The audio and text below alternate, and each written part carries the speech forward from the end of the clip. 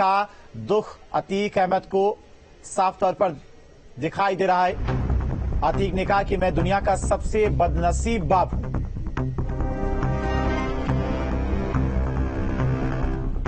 अपने बेटे के जनाजे में अतीक अहमद आज शामिल नहीं हो पाया है।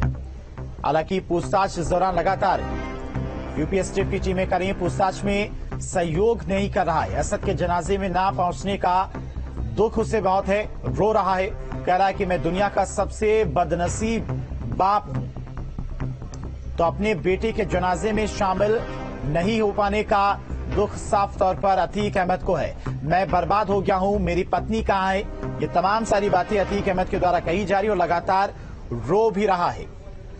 आज अतीक अहमद के बेटे असद का सुपुर्द खाक किया गया है प्रयागराज में एनकाउंटर के बाद, जिसमें अतीक अहमद शामिल होना चाहता था, जनाजे में पहुंचना चाहता था, अपनी इच्छा भी जताई थी। पुलिस प्रशासन को अर्जी भी कोर्ट में इसको लेकर पड़ी हुई है, लेकिन जनाजे में शामिल नहीं हो पाया। अर्जी पर सुनवाई होती उससे पहले ही असद का अंतिम संस्कार कर दिया गया और इस बात का दुख अब अतीक अहमद को है।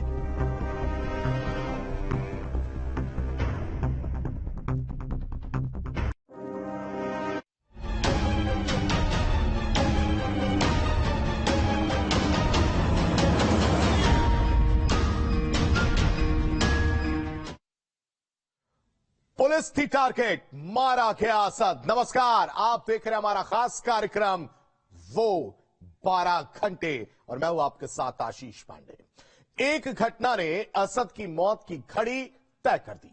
असद जो उमेशपाल हत्याकांड के बाद से फरार था, वो पुलिस के खिलाफ भी एक बड़ा प्लान तैयार कर रहा था। अतीक को छुड़ाना और पुलिस का खून बहाना उसका इरादा था, लेकिन वक्त असद के साथ नहीं था। क्या हुआ उन 12 घंटों में, कैसे असद के लिए मौत के 12 घंटे ये साबित हुए? एनकाउंटर के एक एक पल की पड़ताल जो आपको भी हैरान करेगी।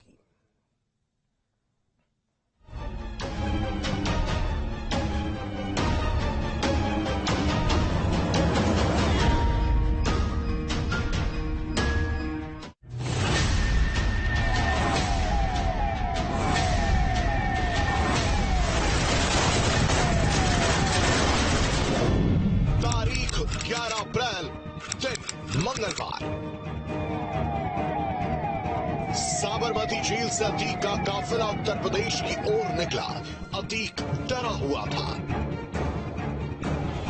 लेकिन कोई था जो अतीक की आजादी के लिए बड़ी प्लानिंग किए हुए था। प्लान जो अगर सफल रहता तो अतीक पुलिस के शिकंजे से छूट सकता था। प्लान जो अगर कामयाब रहता तो पुलिस पर वो अटैक होता जिसमें कई कानून के रखवालों का खून बहता। लेकिन ये प्लान एक चूक के चलते अतीक के लिए उल्टा साबित हुआ और नतीजा वो एनकाउंटर हुआ जिसमें अतीक का लाडला मारा गया और वो शूटर भी ढेर हुआ जो अतीक के लिए किसी गुलाम से कम नहीं था।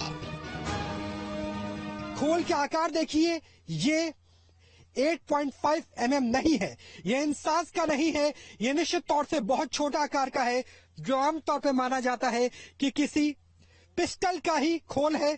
और ये वो सबूत है जो अभी तक फॉरेंसिक टीम की आंखों से भी बच गया और ये खून से सना हुआ इस इलाके में इसे हम हाथ से छू सकते हैं, आपको उंगली में पकड़ के दिखा सकते हैं, लेकिन ये सही नहीं होगा।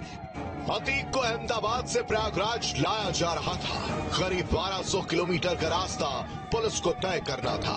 पुलिस वैन में वो डॉन मौजूद था जिस पर कई हत्याओं के आरोप थे। अतीक को अपने एनकाउंटर का डर था, तो इस डॉन को छुड़ाने का प्लान भी किसी ने तैयार किया हुआ था।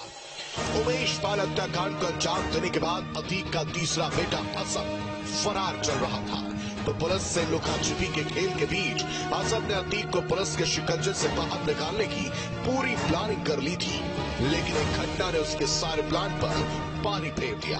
अतीक तो नहीं छूटा, हाँ, असद का जरूर खेल हो गया। क्या था असद का ये पूरा प्लान? किस घटना ने किया इस प्लान को फेल और कैसे किया पुलिस ने असद का काम तमाम? हर खबर की तह तक पहुंचेंगे हम आज, तो बने रहिए हमारे साथ। वो 12 घंटे जो असद पर भारी पड़ गए, वो 12 घंटे जिसने अतीक को सबसे बड़ा दर्द दिया, वो 12 घंटे जब असद का खेल उसी पर उल्टा पड़ गया। क्या थी इन 12 घंटों की कहानी, दिखाते हैं आपको।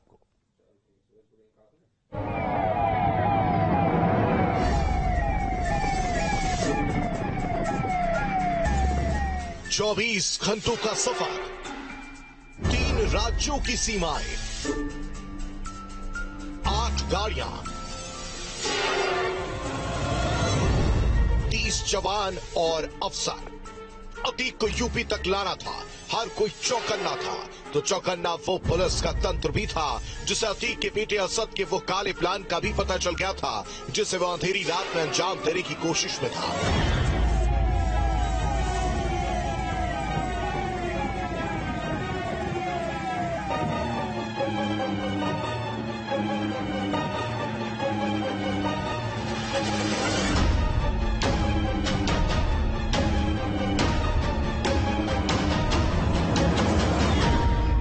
यूपी पुलिस के मुताबिक असद अहमद ने अहमदाबाद से प्रयागराज जाने के रास्ते में पुलिस काफिले पर हमला करके अपने पिता अतीक अहमद को मुक्त कराने की योजना बनाई थी और इसी प्लानिंग के तहत असद झांसी में छिपा हुआ था।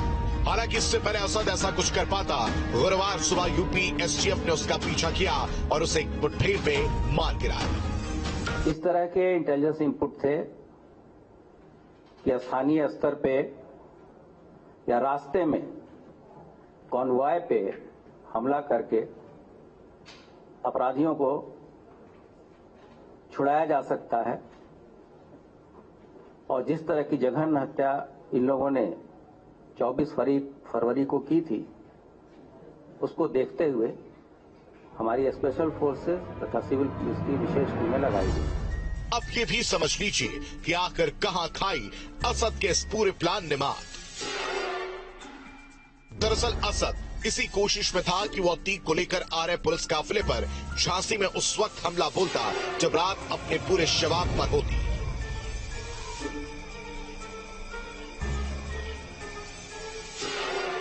अतीक के काफिले को झांसी में देर रात एंटर होना था।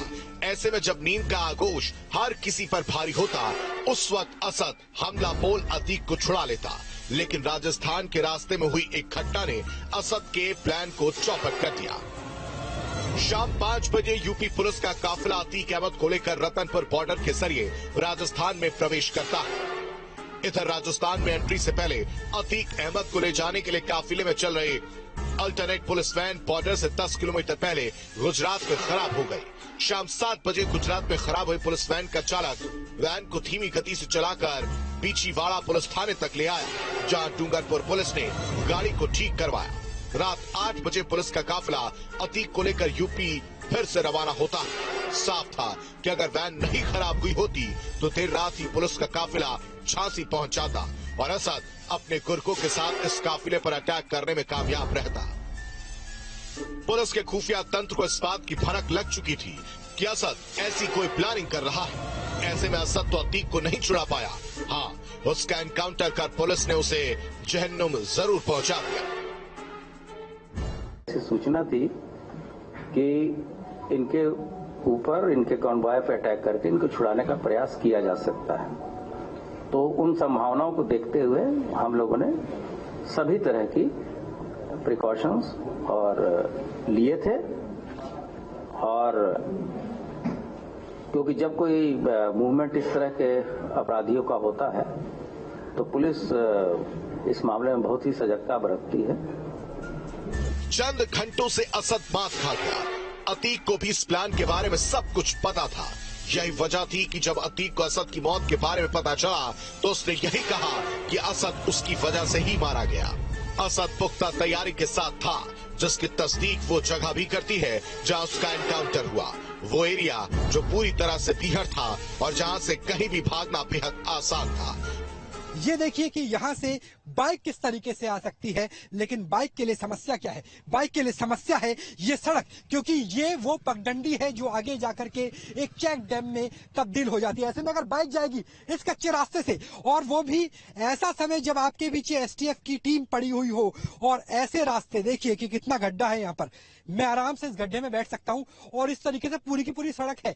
अब एक सवाल ये भी उठता है कि अगर असद और गुलाम भागना चाहते थे तो ये पूरा बीहड़ का इलाका है, यहाँ से चंबल ज्यादा दूर नहीं है, ये पूरा बुंदेलखंड है, तो क्या भाग नहीं सकते थे? अब कैसे भागेंगे वो दिखाइए। आइए सुभाष जी, और दिखाइए कि किस तरीके से यहाँ पे जो टोपोग्राफी है, जो भूगोल है, क्योंकि भूगोल ही आपका भाग्य तय करता है। और भूगोल को देख लीजिए, समझ लीजिए कि भूगोल है दलदल का।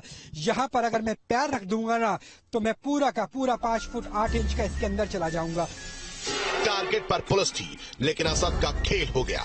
असद और पुलिस के बीच एनकाउंटर की गवाही वो कारतूस दे रहे हैं जो न्यूज स्टेट ने दिखाए। तो असद के बदले अपनी रिहाई का सौदा अतीक को भी खासा महंगा साबित हुआ। झांसी से राहुल डबास के साथ टीम न्यूज स्टेट। सोचिए, पुलिस अगर मुस्तैद नहीं होती, खुफिया जानकारी नहीं होती, वैन खराब नहीं हुई होती, तो शायद आज मंजर कुछ और ही होता। लेकिन पुलिस ने अतीक और उसके बेटे का खेल बिगाड़ कर रख दिया। असद मिट्टी में मिल चुका है, तो अतीक जेल में बंद अपने बेटे की मौत से गमज़दा है।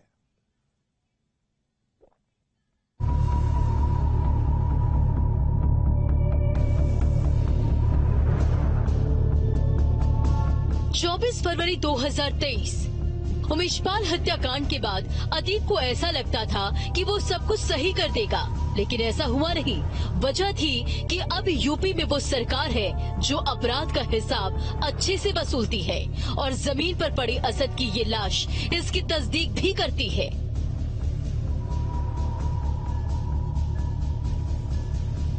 तो अतीक अब जेल में बंद छटपटा रहा है। तो डॉन के इर्द गिर्द कानून वो शिकंजा कस रहा है जो अतीक को भी उसके जुर्म की सजा दिलवाने के लिए काफी होगा। अतीक को छुड़ाने का खामियाजा असद से पूरा हुआ तो गुलाम भी मारा गया। हालांकि असद का प्लान अगर कामयाब होता तो आज अतीक फिर अपनी मूंछों पर दाव देता।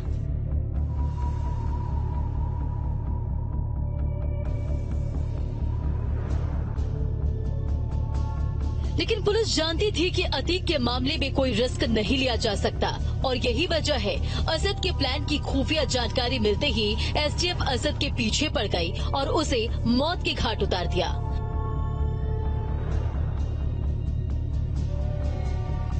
वो ऐसा इलाका है, ऐसी टोपोग्राफी है जहां से अगर मैं भागने की कोशिश करूंगा ना, तो घायल होके गिर जाऊंगा। मेरे शरीर के हर एक अंग से